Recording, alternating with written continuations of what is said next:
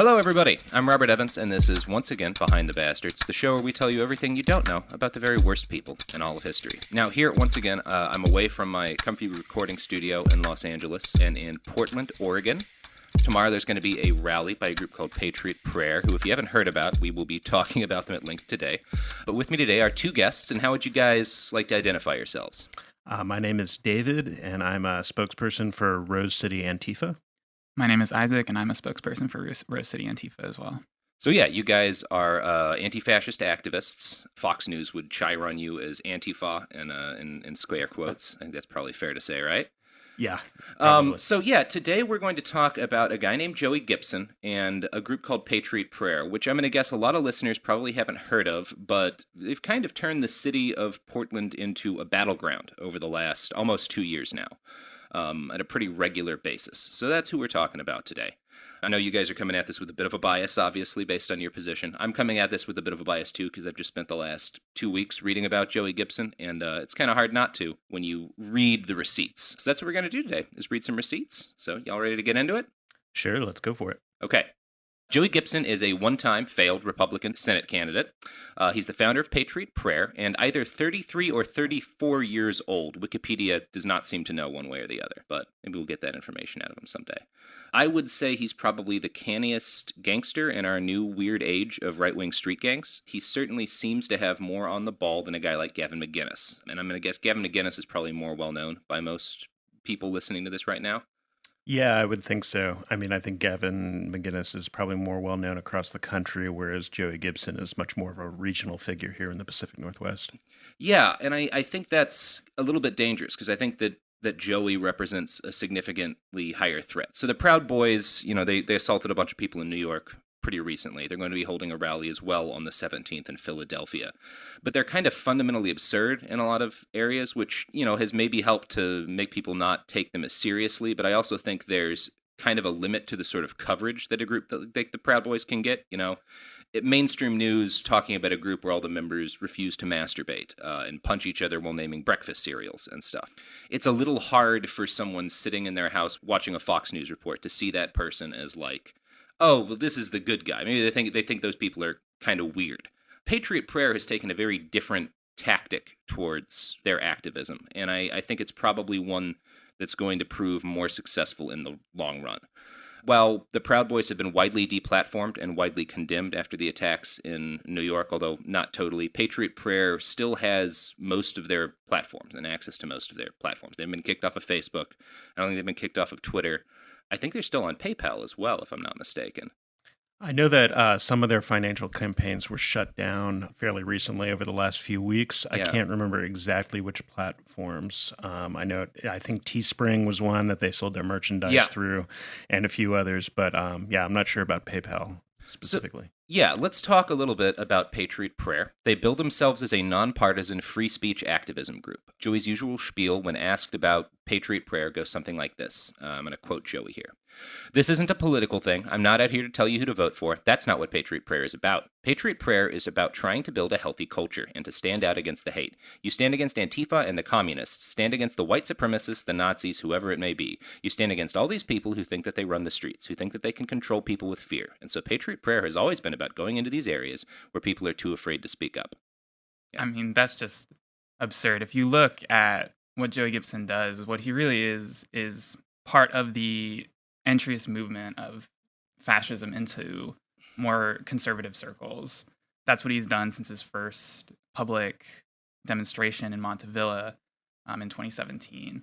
What he really does is take much more far-right ideas and spread them in a much more mainstream conservative circles. That's why you see people like Tiny, his kind of right-hand man, wearing a Pinochet did nothing wrong, right-wing death squad t-shirt at a march.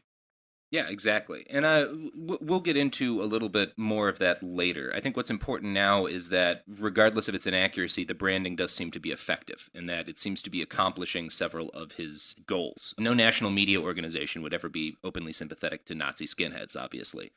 But a group like Patriot, who goes around wrapped in the flag and who bills themselves as against all forms of extremism is a little bit easier to get positive media coverage out of. And I think Joey's been somewhat successful in engineering pioneering a little bit of that. For example, here's how Fox News covered an October 13th Patriot Prayer Rally. Patriot Prayer Rally in Portland turns bloody. American flag saved from flames. That's the whole title. That's the whole... Now, were either of you there at that October 13th rally? October 13th, that was this year in 2018. Yeah, I think that was the flash mob thing that he threw together. Yeah. Right. I was not personally there, no, but there were people from our group there observing and seeing what was going down at that event. Yeah, it was billed as a flash mob for law and order, which are kind of two weird things to hold together. And it was, I think, 1 or 2 days after the Proud Boys assaulted a bunch of people in New York City. And in fact, it seems like they often time their rallies together. I don't know how much. I know there is that a number of Patriot Prayer members, including Joey's right-hand man, Tiny, are also Proud Boys, and you'll see a lot of them in Proud Boys shirts. And I know that the Proud Boys are holding a march in Philadelphia on the same day that Patriot Prayer is holding their march on the 17th, but I don't know how much coordination there is between them. Yeah. I think the deal with that event on October 13th was there was actually a vigil being held to memorialize a African-American man who had been shot by the Portland police. And because of an altercation that had happened at that vigil earlier in the week, Patriot Prayer decided to come down there and confront the people holding the vigil. So that was really the reason that they went out there. And they had a whole lot of different sort of descriptions of what they were out there doing. You know, the law and order thing, they were protesting against the mayor. They also at one point said that they wanted to pay their respects at the vigil, even though they went and attacked people who were at the vigil. You know, so they really like have this whole library of different descriptions of what it is that they're doing, when in actuality what they're doing is they're coming out looking to intimidate people and fight people. But yeah, if you spend any amount of time reading the news articles written about Joey Gibson or talk to Joey Gibson, you'll get the same handful of basic biographic bullet points about the man. He grew up in Camas, Washington, with, quote, good parents and strict rules. He describes himself as a rebellious teen who had a lot of run-ins with the law. Here's a quote from an article about him in the Columbian. After his senior football season, Gibson, a quarterback, got in trouble with the law. There was alcohol, probation violations, and a break-in at a restaurant in Washougal. He spent some time in jail, which led to him dropping out of school. For a time, Gibson was homeless, living in Portland, Seattle, Mexico, Hawaii, and making bad decisions, he said. Which it reminds me a lot about if you've gone to like evangelical tent revivals. The preachers and stuff at those revivals always have, you know, I was doing LSD, I was running around with gangs, you know, I was high rising and low sliding, popping reds and busting heads, kicking indoors and banging whores. It's the way they all. I don't know. And I think it is something on the far right where, if you're going to portray yourself as sort of this inspiring figure, you start by talking about, and I know Tiny does the same thing. He always will say, like, I used to be like the Antifa guys, filled with anger and, you know, crime and all this stuff. And then, yeah. That's actually a lie on Tiny's part, by the way. He has this whole narrative about how he used to be on the left and be anti-Trump and then was converted over, but he actually never was. He was actually a Republican before Trump was even running for office. That's something that we've uncovered. Same thing with Joey Gibson. I mean, I think there's this whole narrative of, you know, rebirth or, you know, recovery that he wants to push out there. But, you know, I mean, dude broke into a locally owned restaurant and stole $1,400 worth of checks and cash. You know, yeah. I mean, you know, I don't know how you spin that as being like a youthful rebellious phase or what, but he's also stolen money from other Patriot Prayer members. There was a long-running sort of monetary dispute between him and a member called Justin Harrington, where, you know, Joey admitted that he owed Justin, I think it was more than $1,000, but that he was never going to pay it back, and Justin was trying to get this money back from him, and it was a thing in that group for a little bit. Yeah, with Joey Gibson, you know, he has a lot of these sorts of narratives that he tries to tap, and I think that's the thing you're saying is that he seems to be able to kind of pluck these strings of these national narratives of politics in a way that resonates with certain conservative news agencies. But, you know, it's really very paper thin. You know, you look beneath the sort of his spiel, you look beneath his words that he puts out there, these few sound bites, and you start looking at what he does and you just see how duplicitous he is. I mean, the whole idea that you said in your first quote, he said he wasn't trying to get anybody elected. The Patriot Prayer events that he had in Portland over the last year were specifically billed as campaign events for his Senate campaign. Joey Gibson for Senate, yeah. In Washington, of course. Yeah, so he's running for Senate in Washington. throwing these campaign events here in Oregon, and then saying that he's not trying to get anybody elected. That it's just like there's no end of the ridiculousness with this guy. And that's the thing. One of the difficulties that I can say as a journalist trying to cover this is that you are expected, and the job is to try to tell both sides of it, to try to present things as objectively as possible. But in order to present someone like Joey objectively, if you just put out what he says and you don't dig in any deeper into it, then you will come across with him looking the way he wants to look, essentially. Like, that's the thing. When you've got 30 seconds in a news broadcast to be like, here's what Patriot Prayer is, here's what Antifa is, a lot of people are going to wind up thinking Joey's the guy on the right side of this. Yeah, well, or at least that there's some sort of equivalency, as a narrative that we see a lot. And you've seen that here in the local media here in the Portland area, where it started out with this narrative of both sides, this kind of like, two different extremist groups facing off in the street, et cetera, et cetera. But over time, the local media has really come around and seen like, actually, these two sides are completely different. Yeah. There's one side that brings out all these white supremacists and Nazis and violent people. And then there's the local community-based groups that are organizing in order to defend their community against this. And really, the two sides have nothing to do with each other, except for the fact that one is trying to defend the city against the other. And it's been, gratifying on our part, I think, as those community activists organizing to defend the community, to see the local media kind of realize, for the first time Joey comes out and does his spiel, they might repeat it word for word. But over time, as they see the evidence sort of building up, they see these sorts of receipts piling up about Joey Gibson and the people in his groups and what they actually do.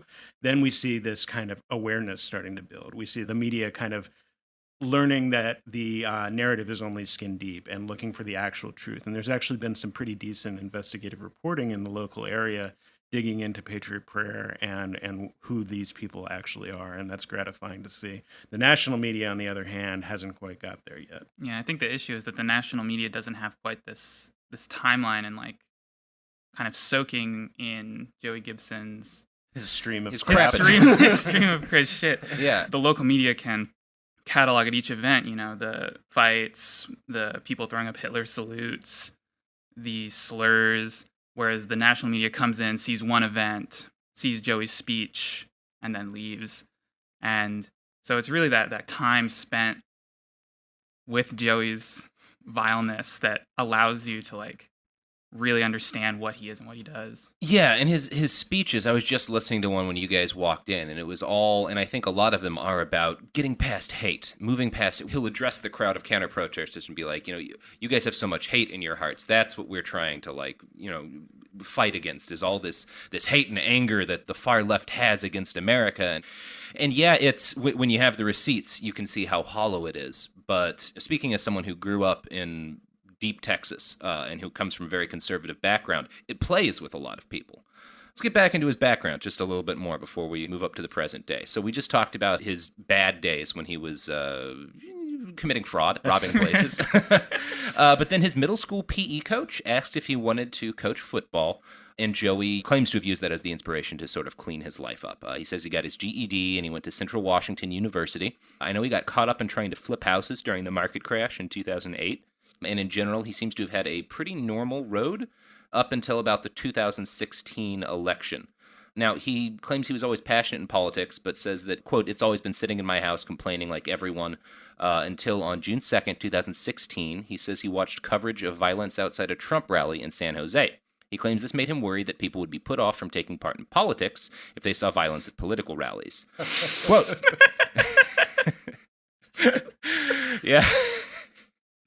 That put a fire in me that I never experienced in my entire life. Something changed in me at that moment in time, because at that point, I decided our country is not America anymore, and that was the first time I saw that.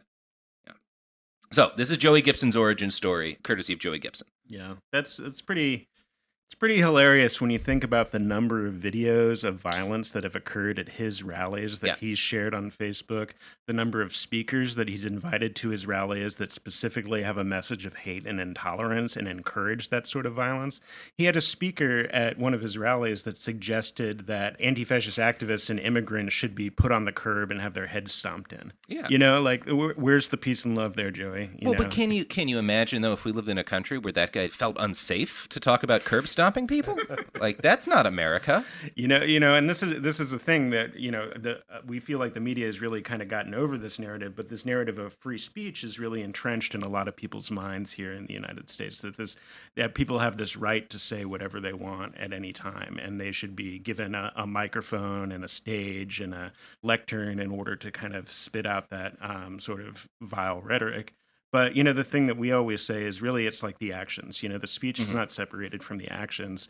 And everything that Joey says, even these, very kind of mild ecumenical messages that he's putting out there, you really can't unlink that from the violence that occurs because of what he does. So, he always tries to keep his hands clean. He always steps back when the fight breaks out, and then he just posts the video later on Facebook. He tries to insulate himself from all that so he can continue to have this message and try to make that message sound sincere and genuine. But really, you can't separate these two things. And anybody who's lived in Portland or been to any of these rallies, they have that connection between him and the events that happen at his rallies very cemented in their mind. Yeah. Now, Joey claims that watching this violence in 2016 in San Jose is what inspired him to buy a ticket to the Republican National Convention in Cleveland, which was apparently his first time traveling for politics. Now, I was at the RNC that year too, and I covered most of the major demonstrations and street actions and protests at that point. And this was before there were obviously anti-fascist activists have existed since the 20s or 30s, but Antifa was not a term that people used at that point. There was some black bloc stuff going on then, but that's I think it's fair to say a different. It wasn't popularly known, I would say. People are definitely using the term, but yeah, it wasn't. Okay. It didn't have the sort of media recognition that it does now. Yeah, the earliest I can find it in mainstream media is about early 2017. But it really exploded into the national consciousness with the Milo Yiannopoulos rally at Berkeley, I'd say, and also the J20 demonstrations in Washington, D.C. So right in the beginning of 2017 is really when it started to become a national term. Yeah, get that recognition. And the demonstrations and protests at the RNC were, I'm not going to say they were calm, but I would not qualify them as bloody. I was on the ground pretty much the entire time. I didn't see tear gas deployed in the areas I was in. A couple of people got injured at a scuffle that broke out over a flag burning. A biker attacked some people burning a flag, and a couple of people got injured. But it was really, considering it was the RNC and what everybody was expecting, it was a pretty mild event, or the protests were relatively mild. It was fairly peaceable. And actually, I think a lot of us were really relieved by that, because everything leading up to the RNC had led a lot of people to expect that it was going to be kind of a bloodbath. And when it wasn't, most people were kind of relieved. Joey Gibson was not relieved. He saw this lack of outrageous bloodletting and decided he needed to do something about it. Quote, "I noticed that the left owned the streets, so I came back committed to getting people involved, to getting people on the street, the libertarian, the conservative." So, when Joey got home, he put together some flags and he started marching around in Clark County, Washington. At least that's his description of sort of his origin, or the origin of Patriot Prayer. Quote, "Because I didn't know what to do." He gradually attracted people, and in October of 2016, Patriot Prayer threw a rally in Esther Short Park in Vancouver, Washington. It was in support of Donald Trump. That's his claim sort of as the origin of Patriot Prayer's rallies, is he went to the RNC, he saw the left own the streets, and he just started marching around in Vancouver until people glommed on around him, basically. I think that's a much more accurate sort of description of what his motivation is. You see that in their discourse and their rhetoric, especially from the followers, more than Joey Gibson himself. A lot of times, this idea that the streets of a particular city have to be reclaimed from the left, reclaimed from their sort of demonized notion of communism taking over the streets of Portland or Seattle or whatever city it is. Yeah, because from where I'm sitting, what I saw at the RNC, which is like protests where, there were a bunch of dreamers who dressed up as pieces of a wall and sort of peacefully walled off the RNC for a number of minutes. And there were, speeches and stuff, and there were some marches. But there wasn't street fighting. The violence I saw was in line with like someone pulling a sign out of another guy's hand and stomping it on the ground. I saw that kind of thing a couple of times, but nobody was like beating each other bloody. And I guess that's what it looks like when the left own the streets. And that's Joey wasn't a fan of that. So when we come back, we're going to talk about the rise of Patriot Prayer and the increasingly bloody rallies and how the city and the police have responded to them. But first, Ads. You guys want to, before we go to the ads that paid us, you want to give free ads to any random products in your life? Anything you like? Not that I can think of at this time. Well, I'm gonna throw in a free plug for Lipton tea bags, the only tea bags currently sitting on the table that we're occupying. So grab yourself some Lipton tea bags and buy the other wonderful products that advertise on this show.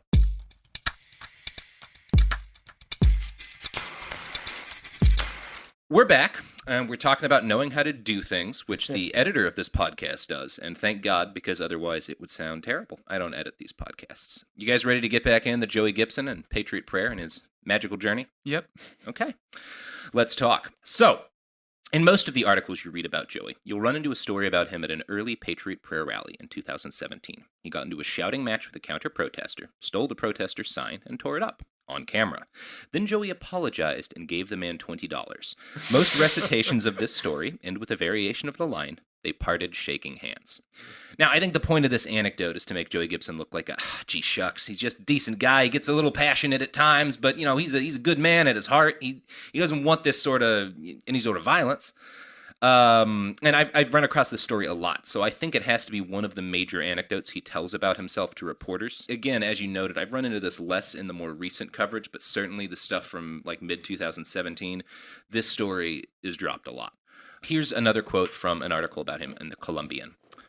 On Facebook videos and YouTube, he preaches, hatred is a disease. He counts the Reverend Martin Luther King among his political heroes. He once invited a transgender person to speak at one of his rallies because he said it's time all people were accepted. Which is a legitimately smart, I guess, I don't know, like it's an interesting tactic to be like, okay, we had this one trans person speak, so it's okay that I have guys talking about curb stomping too. Yeah. Everybody gets to speak.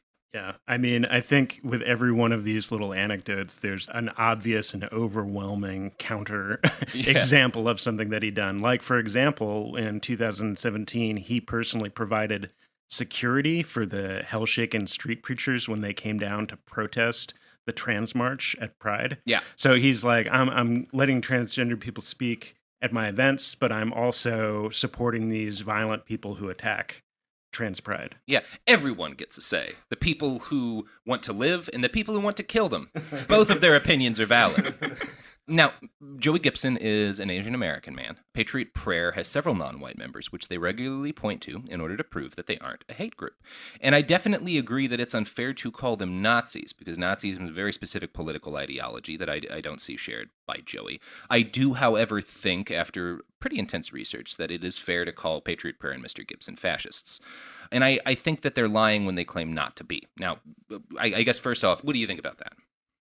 I don't think most of them are fascist. I think they are like facilitating fascist entryism. Mm-hmm. I think there's obviously a lot of members of Patriot Prayer who are white nationalists, who are white supremacists, who are fascists. But as for whether Joey himself is, I think he's probably more of a like very extreme like paleo-conservative maybe. Yeah. Yeah, I think, something that they try and say about us a lot of times is that everybody that Antifa doesn't like is a Nazi and a fascist. Mm. And for us, the typology is actually really important, the distinguishing between the different types of fascists that are attending these events and the different sorts of nationalist politics that are in play, especially right now in our current times in this country. So I think most people in Patriot Prayer, I would call them white nationalists. They definitely have a racial component to their language. They are promoting, this idea of anti-diversity, this idea of this kind of reactionary anti-diversity, anti-feminism, all these sorts of things, promoting this sort of vision that this country is for a particular people, and those people are the most important people, and they want to use that to bolster their idea of like a strong nationalist government. However, as Isaac was just saying, yeah, definitely the entryism is something that's particularly concerning, is the fact that making these arguments, which they can kind of hide and sneak into the mainstream, they're also attracting what we would call like actual Nazis, the sorts of people who, lionize Hitler, believe in killing the Jews and genociding other at-risk populations.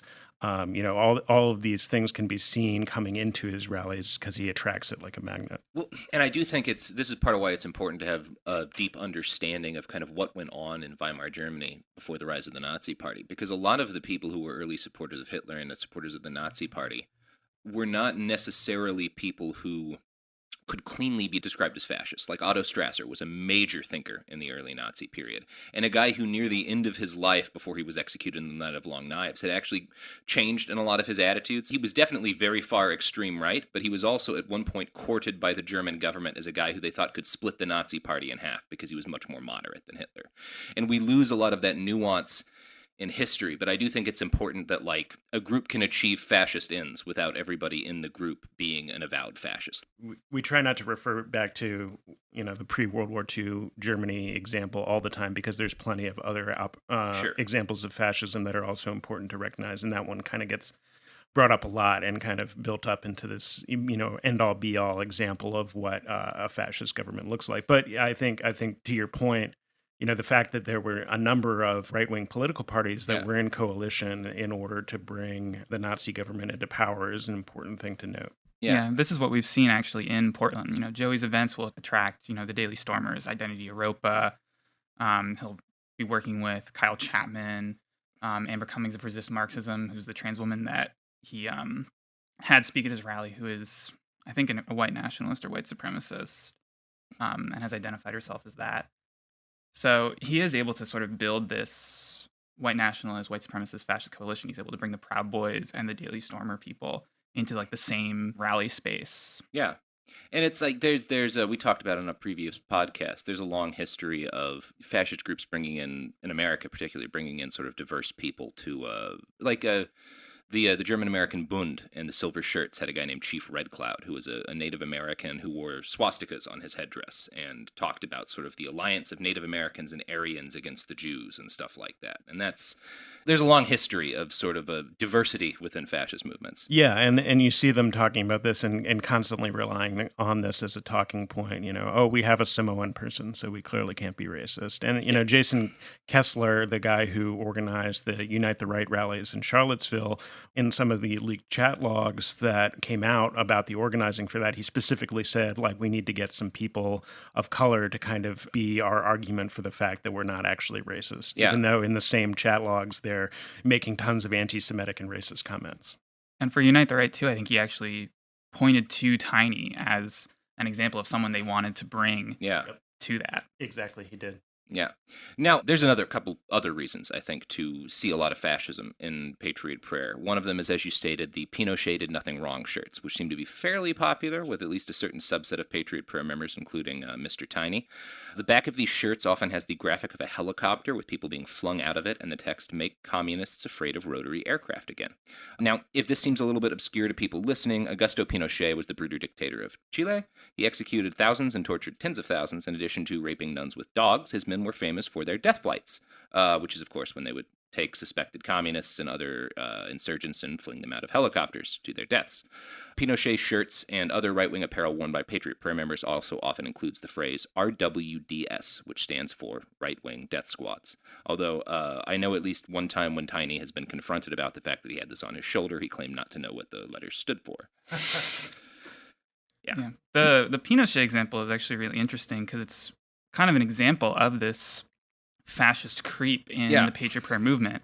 If you look back at like early or mid 2017, some of the waterfront rallies in June, July, and August, there were, kids at those rallies, kind of 4chan edgelords, who would, be there with like a free helicopter rides sign, be doing like chants like, "You can't run, you can't hide, you get helicopter rides." We saw that, I think, in early December at the Kate Steinle rally. In 2017, and then you see that creep into people like Tiny, other people who now wear, explicitly like "We support Pinochet" shirts.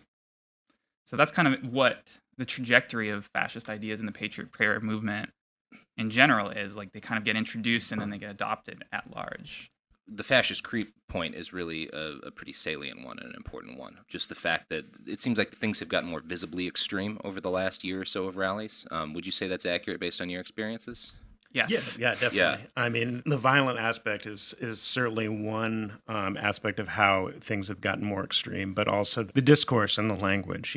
That quote we were discussing earlier about Patriot Paris saying they were going to cleanse the streets of Portland. Mhm. We didn't hear that kind of discourse happening back in early 2017, but over time, that sort of thing has become much more common. We're seeing the instances of references to Pinochet and other violent dictators sort of stepping up.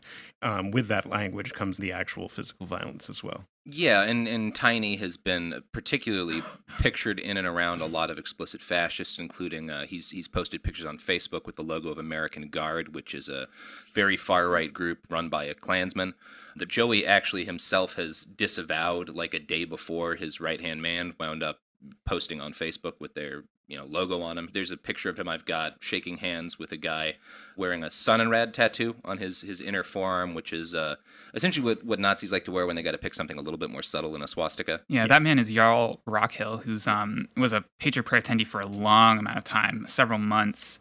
And, we had the receipts on that the whole time. Joey can't have not known that this guy was a Nazi and that he was also convicted of statutory rape. Yeah. Well, so it was in fact that got him finally kicked out. Yeah. Even though Joey had known about this statutory rape charge for a couple weeks, and then finally had to kick him out over it. But it wasn't the Nazism that got him kicked out.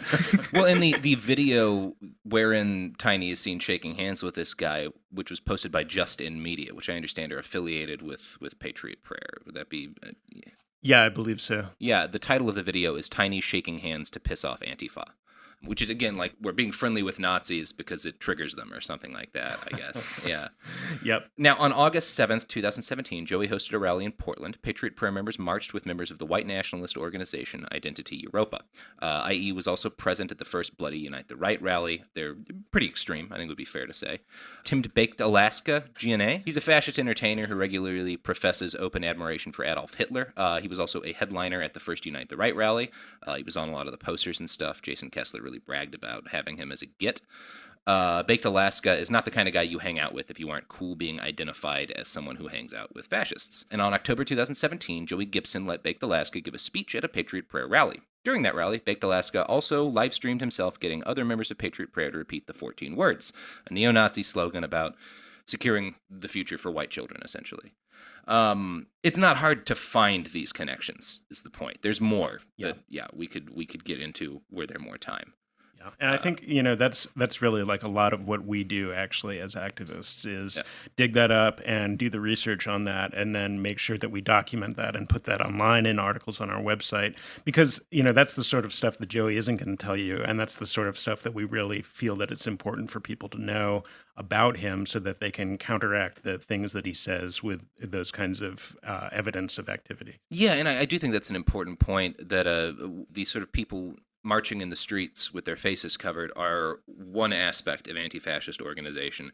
And in terms of like time spent, probably a larger aspect is research and, the trying to make these connections. And make it very absolutely. Clear. Yeah. Now, another man who marched with Patriot Prayer was Jeremy Christian. He showed up at Gibson's March for Free Speech rally on April 29th, 2017. I'm not aware of other times that he marched with Patriot Prayer. That's the only time that we're aware of. He wore a very large chain around his neck and an American flag as a cape. We'll have a picture of him on our website, behindthebastards.com. He also had a Portland Police Bureau t-shirt. He looked like the kind of guy you would sort of write off as a harmless kook at a rally. I've seen a bunch of guys not very differently attired, but he was not a harmless kook. As you guys know very well, less than a month later, on May 26, 2017, Christian was on a Portland Max light rail train. He started shouting racial slurs and anti-Muslim slurs at 2 teenage girls and 3 very brave men, Ricky John Best, Taliesin Murden Namkai Mesh, and Micah David Cole Fletcher confronted him in an attempt to protect both young women. Christian stabbed Best and Namkai Mesh to death and badly wounded Fletcher. When he was arrested, Jeremy Christian told the police, "I just stabbed a bunch of expletive in their neck. I hope they all die." He later added, "That's what liberalism gets you." Now, Christian had a pretty long and involved criminal history prior to this. He'd been arrested for armed robbery and spent a large chunk of his adult life in prison. He regularly made death threats on Facebook and in general showed very obvious signs of being a dangerous person. Gibson claims that Jeremy was just some nut who showed up at one of his rallies. In interviews afterwards, he made it clear that he views himself as a victim in this tragic mass stabbing as well. He told CBS that his political enemies are unfairly using the fact that he played host to a white nationalist terrorist. Quote, "That's the frustrating part. They're trying to use it to control me, to make me stand down, and I won't do it. I cannot ensure that some crazy person is going to show up and make a horrible decision. I can't control everybody." You know, not only did Jeremy Christian show up at his rally, he also posted tons of violent threats on the Patriot Prayer event page and, talked about demasking and attacking Antifa. And all of Joey Gibson's followers were gung-ho about it. They were liking the post. They were commenting affirmatively to that. And Joey Gibson allowed that to remain on his post without any problem because it was consistent with his message and consistent with the beliefs of his other followers who he isn't going to disavow in that way. Well, and it's consistent with the messages that we've seen posted, or at least one of the messages that we've seen posted in advance of the rally that's going to happen tomorrow. Some guy named Jacob's Ladder posted in the Facebook group for this.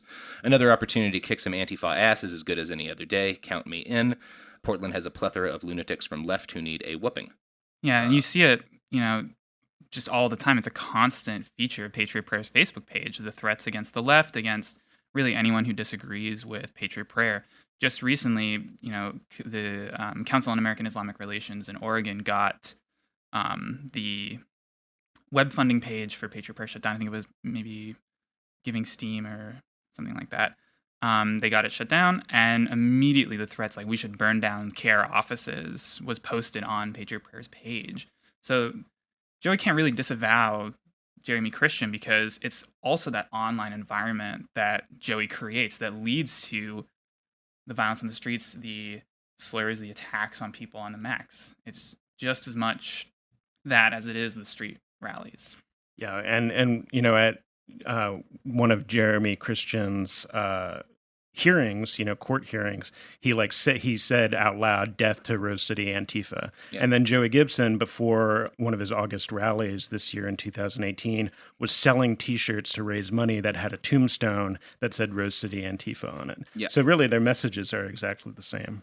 Yeah, and we will continue to talk about that after the break because there's another Patriot Prayer member who's made some explicitly knife-based threats that Rose City Antifa exposed pretty recently. So we'll get into that. But first, it's time for an ad pivot.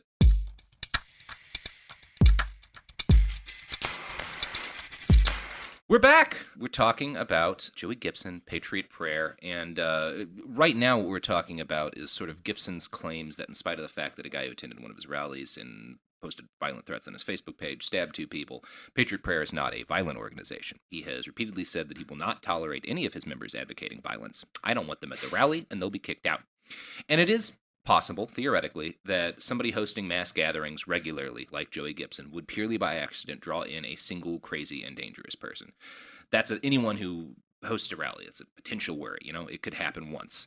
But as we've already talked about, this is not a one-off. And there's examples of other people who very much frighten me that seem to have the kind of potential to be someone like Jeremy Christian. And one of them was very recently exposed by someone at Rose City Antifa, because I found this on y'all's Twitter page. Joshua Sintel is a Patriot Prayer follower and someone who will likely be on the rally at the 17th. Here's something he said in a live stream video.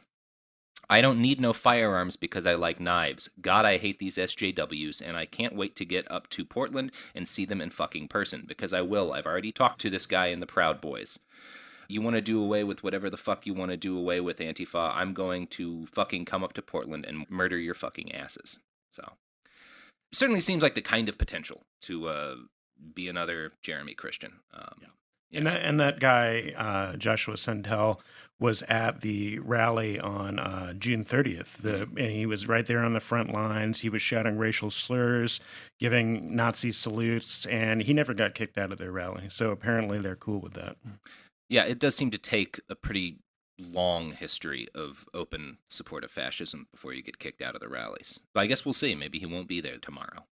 Now, in the immediate wake of the Max stabbings, you might have expected Joey Gibson to lay low for a little while. Instead, he used the tragedy as an excuse to host yet another rally. The mayor begged him not to, but he held his march anyway. It was obviously ended in a very messy brawl. 14 people were arrested.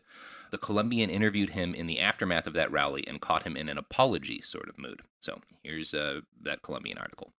Gibson called throwing that rally one of the tougher decisions he's had to make. He's unsure of why extremists are attaching themselves to him. Some, he thinks, might be looking for a home or a place to recruit. I didn't do a good enough job of speaking out against it, he said, adding that when left-wing groups contacted him and pointed out with photo evidence specific extremists at his rally, it was an eye-opener. I mean, he had to know that ahead of time. He brought Tim Gionette, Baked Alaska, to speak at that rally, and then the history of his anti-Semitic statements was very well known. He had already been exposed with that on the internet. It was common knowledge. He was being cited as an anti-Semite in news articles at the time. So the idea that Joey didn't know that ahead of time is frankly just BS. Yeah, it certainly does not seem... He would have had to not read anything about Baked Alaska to not have known that. Maybe he thought he was a dessert aficionado. Anyway, this eye-opener, as Joey said, did not inspire him to hold off on further rallies. Patriot Prayer has continued to regularly rally, mostly in Portland, but also in Berkeley and at one point in Austin to support Alex Jones when he was banned. This one seems to have more or less fizzled out.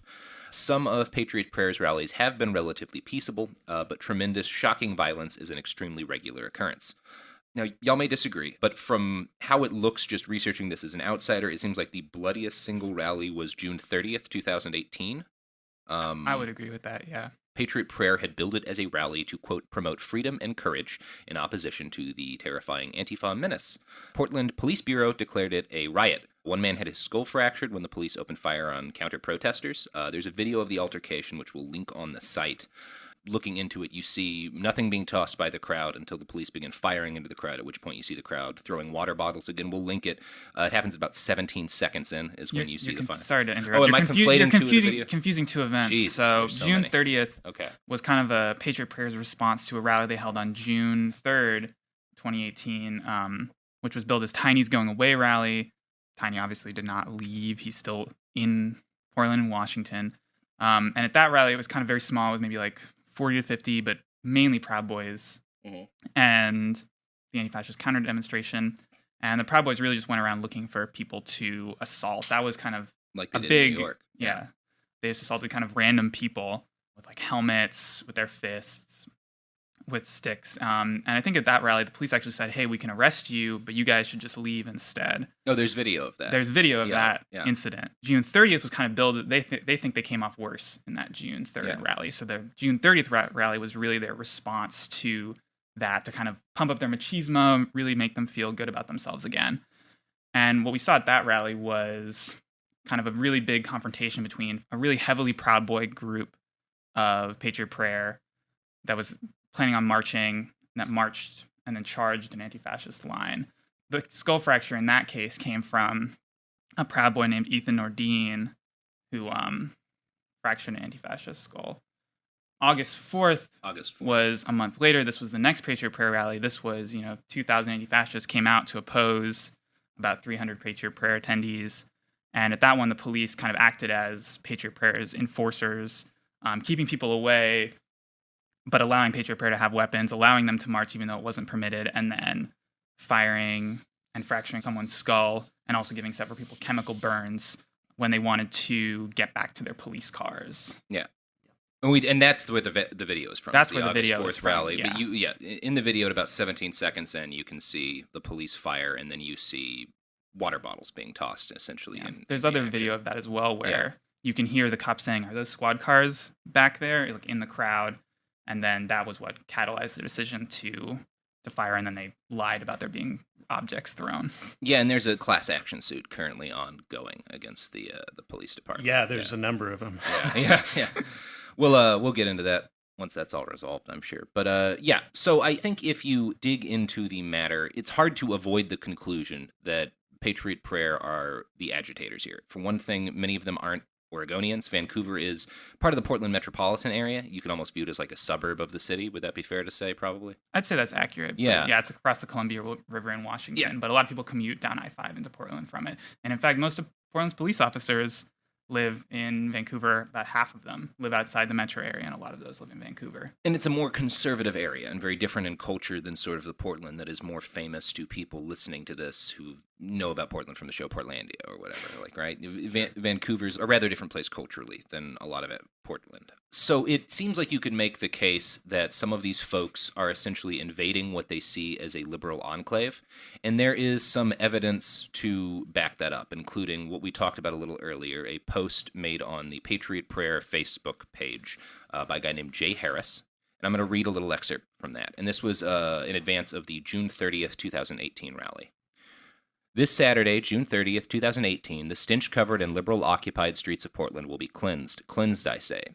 The streets will be flowing with freedom, the air will be filled with patriotism, the clouds shall part, the darkness will fade, and the glory of America will shine forth. The cheers of celebrations shall bless the ears all around, young children will dance, as the praises of our great nation will be exclaimed without regret. Yeah, so it's...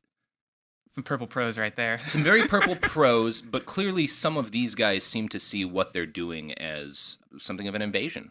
Well, that certainly echoes what Joey considers it. We have Joey on camera saying we're going to keep going into these call them places of darkness. And when describing, coastal cities that have like kind of a left-wing liberal tradition, Portland, Berkeley, San Francisco, he really does see himself as kind of this invading force that is planning on cleansing the city of the left.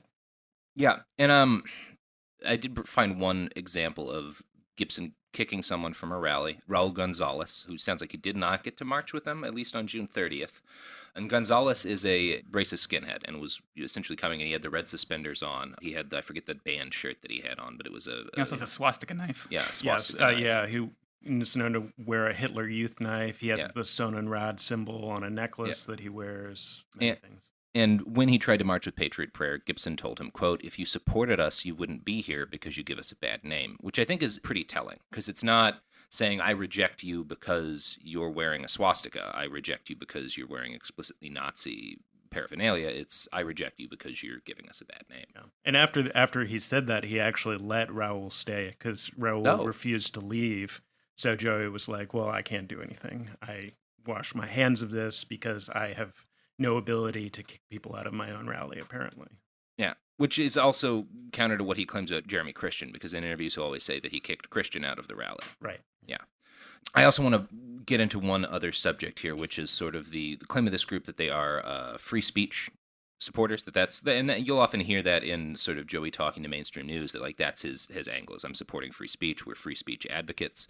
Tusitala Tiny Tozy has been so far accused twice of assaulting people who screamed at him. Like there's one case from the Vancouver Mall, and then one from the Vancouver Mall, Broadway and Northeast Broadway and 12th or so in Portland. And the Vancouver Mall one was a 17-year-old shouted an obscenity to him and several Proud Boys as they drove past in a truck had a Donald Trump flag on it, and the Proud Boys got out and assaulted this young man. And Tosi wrote on social media afterwards, "We are not your average victimized Trump supporters. We fight back and we know how to throw our hand. You get smacked and now you're the victim. You asked for it," added another member who was there. And then, of course, there was a separate assault, Mr. Ledwith, when that was the one on in Portland. Yeah. So that's again, this guy who's often billed, at least, as Joey's right-hand man, has two credible cases of assaulting people for exercising their freedom of speech, which it doesn't seem super consistent, but... Anyway, I mean, it really is consistent for what they do, though. Yeah. I mean, if we're kind of building this idea of what they're doing, which is they want to assault the left, they want to come in and make the left afraid again, as his T-shirt has said, make communists afraid again of murder, basically. Mm-hmm. So, like, they use violence and this language as two tools in order to rally more people to their cause, including, overt white supremacists and Nazis, and also to try and intimidate the public. And that's one of the reasons that we do what we do, is we want to be able to have the community be able to stand up and defend itself against this kind of incursion. And we don't want people to live in fear, people who, are the kind of at-risk people, whether it's their politics, their gender or sexual identity, the color of their skin, their religion, any of these things. We don't want people to have to be afraid in their own city of these kinds of groups coming in and using them as an example, using them as a scapegoat for the gratification of these violent politics. Well, I'd like to close out by quoting an article written on Medium by a guy named Justin Ward. It's essentially multiracial fascists was the key phrase in the title. And he's really getting into sort of Patriot Prayer's claims about itself and what they actually are. And he provides a pretty salient point. So I'm going to quote him here. Patriot Prayer is a prime example of the cult of action for action's sake that Italian writer Umberto Eco described in his 1995 essay, Fascism. Eco, who grew up during the rule of Mussolini, said fascists believe action is beautiful in itself and that it should be carried out with little or no contemplation because thinking is emasculation. When Patriot Prayer holds a rally, it rarely has a purpose beyond being patriotic or supporting free speech. He obviously puts little thought into the titles, giving them ridiculous Orwellian names like Peaceful Vancouver Freedom March or, most recently, the Portland Freedom and Courage Rally.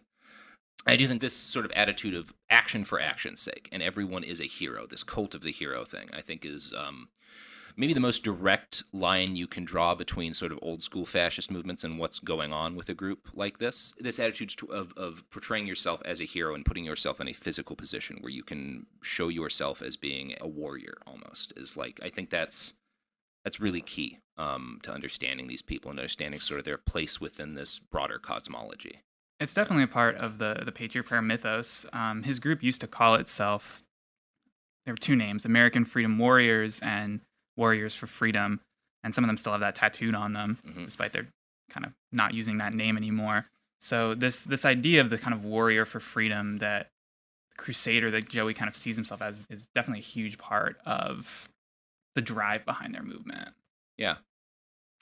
Well, guys, I think that's most of what I got here. So I'm gonna close this out. Before we roll out, do you have anything that y'all would like to plug? I would say if you're interested in more information or seeing some of these receipts of the sort of violence of Patriot Prayer and associated groups, definitely visit our website because we have up there a plethora of articles kind of detailing and going into extreme detail about the sorts of things that these groups do, and it's all documented. And we feel like really that is the best evidence. You know, we can kind of talk about it and discuss it, and that gets the ideas out there. But like really, people should go and look for themselves, and then be able to judge once they've seen the aspects of what Patriot Prayer says that Joey Gibson doesn't want you to see when he's talking to the camera. Yeah. Well, all right, guys. That's going to be it for today. Thank you both for coming by and talking. Thanks for having us. Time. Yeah, thank you. So this has been Behind the Bastards. I've been Robert Evans. You can find us on Twitter and Instagram at @BastardsPod. You can find us on the internet at BehindTheBastards.com, where we will have all of the receipts for this episode, including some stuff that we didn't quite have time to get to. But there's a lot of information out there, so please check it out. And yeah, until then, we'll be back soon with another thing. So check it out, listen in, and I love about 40% of you.